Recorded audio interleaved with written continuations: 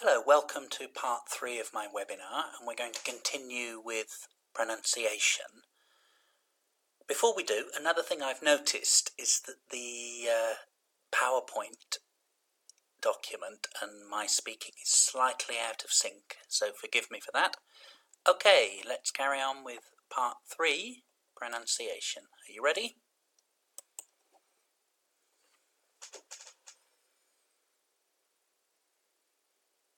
Few vowel sounds, and they have a lot of difficulty with consonant clusters, and the t sounds are very hard for Indonesians to make, these plosive sounds.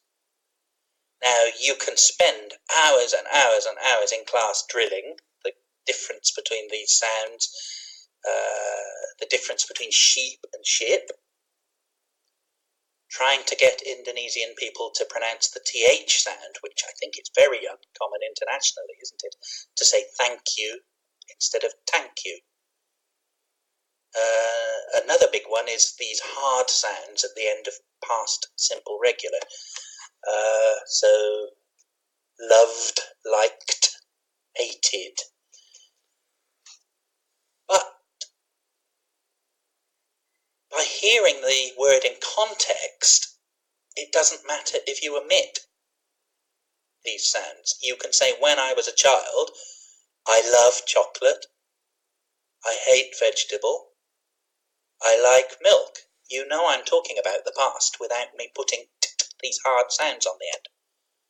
Okay, so you can spend hours, days, weeks in class trying to drill these pronunciation sounds into Indonesian learners, and you'll get nowhere. Instead, maybe use your time focusing on tone groups, which are the smallest phrase that can carry an intonation pattern. Walker talks about breaks in. Speech in unexpected places has a serious effect on intelligibility. Do you see what I mean? Teaching students the small phrases which carry intonation and how they work together in a pattern, that has an effect on intelligibility, whereas the pronunciation issues at the top really do not. Another one is teaching students thinking skills to be able to deduce what something means from context, especially with regards to word stress. Now, this is one I've had come up in class more than once, is the difference between aerobics and Arabic. But in context, if you hear a student saying, I need to learn Arabic in order to read the Quran for my religion, through context, you can probably guess that they meant Arabic. Similarly, to keep fit, I practice Arabic in the gym. So Jenkins talks about a receptive flexibility, and we can teach skills to encourage students to guess meanings from context. Vocabulary. Now, a lot of textbooks I've used use very UK, American-centred idioms, and some of them are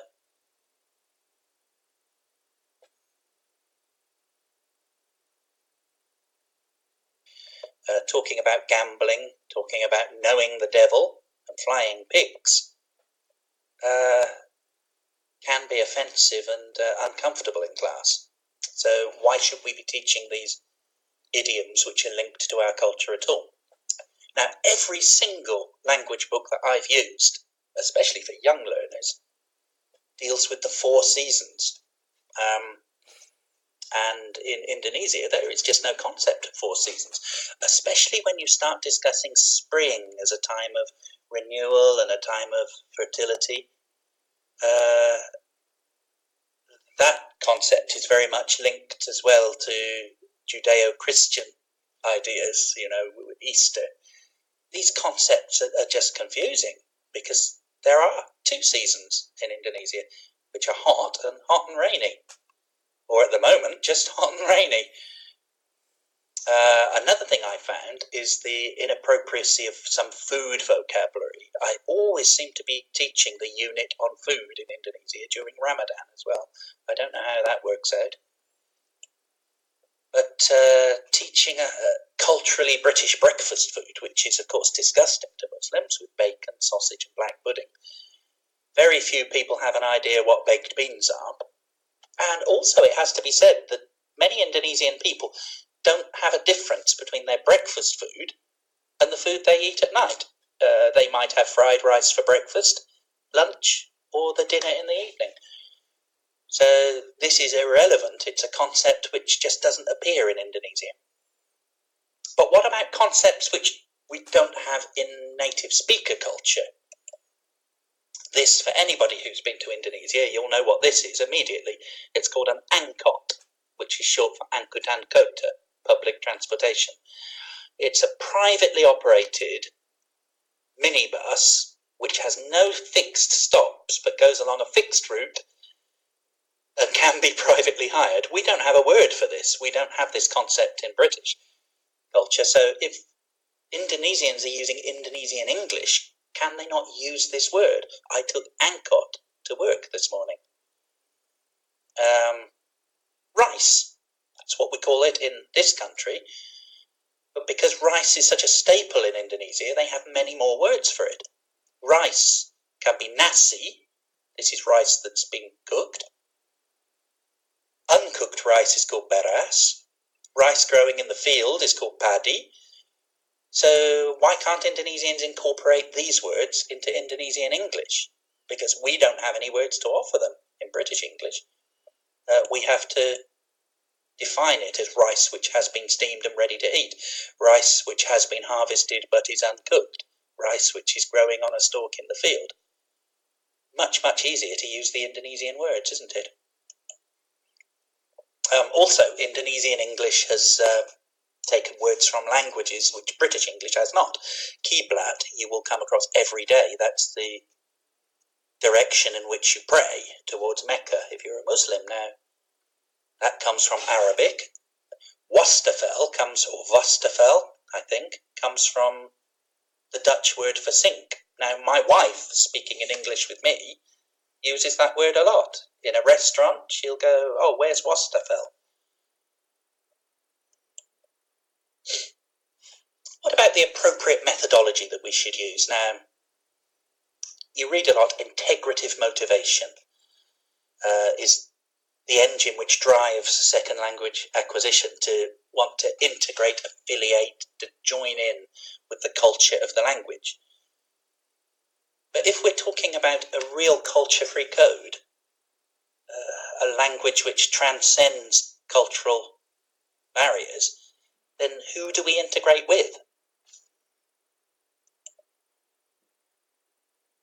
Now, English language symbolises the whole world now, and in Indonesia, as we've seen, there's very little opportunity to interact with native speakers of English. So instead, Yashima talks about an international posture, integrative orientation not towards the native speaker's culture, but a more global view, or I think perhaps a more regional view towards Asia, or ASEAN Asia, towards that culture. And Yashima tests out this model here, if you see, international posture. Leads to more frequency of communication, because there's more people to communicate with who come from ASEAN countries and Asian countries in Indonesia. It leads to learner motivation, which leads to more proficiency, which leads to more confidence, which leads to WTC, willingness to communicate in L2, which leads to more frequency of communication, and it's just a circular thing which grows and grows, a very dynamic model, which starts with posturing yourself towards the global village, becoming more interested in regional affairs and international affairs, rather than fixated on native speaker culture, what's going on in Britain and America. Okay, so let's sum up. Indonesia is a huge country. It has 17,000 islands, and in those islands you have cosmopolitan modern cities like Jakarta, Surabaya, Bandung, very internet savvy, a growing middle class. But you also have tribal villages which have no electricity. You have animistic religions. So clearly, one national curriculum isn't going to fit all of Indonesia. The Indonesian government in 1994 was backing communicative language school. Communicative language teaching for the state school curriculum to improve the communicative competence, learning strategies, social linguistic skills. Holiday supports that. He says that a strong CLT approach that focuses on discourse is almost entirely culturally sensitive now. What I would support is the same as Holiday here, a learning-centred approach which focuses on autonomy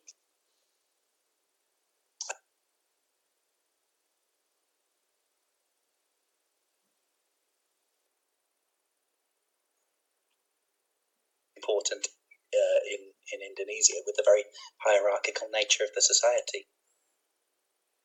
And most importantly, locally derived syllabuses which come from the area where they're going to be taught. Because obviously somebody in Jakarta cannot really plan a syllabus for the mountains in Bali. These syllabuses should be derived locally, so they're more relevant, they're appropriate, not a very top-down national syllabus idea, but more controlled by the teachers, and I would argue with the students. Otherwise, it can't possibly encompass the needs of such a diverse population. Okay, so the ideas in this webinar you can find online from my dissertation and my journal article, which you can find on this link here. I don't know whether, if you're interested, just take a photograph of the screen. If you go to my website, Tim's Planet, go to the menu and tick Academic Achievements, and you'll be able to read my articles in full. Or if you've got any questions, email me on this address here.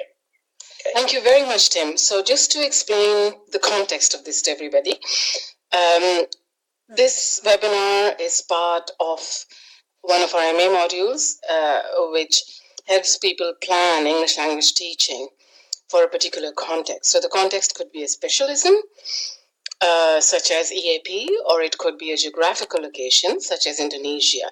Thank you very much, Tim. So if there are any questions, you can type them in the chat box, or use your microphones. I think, Elaine, you said your microphone wasn't working very well, but the others, if you wish to, you can use your microphone or use the chat box. Okay, so that's the end of part 3. If you want to go to my website, then you will see the references, the bibliography for this, and you can watch it at your leisure. Okay, I hope it was useful to you. Thank you very much.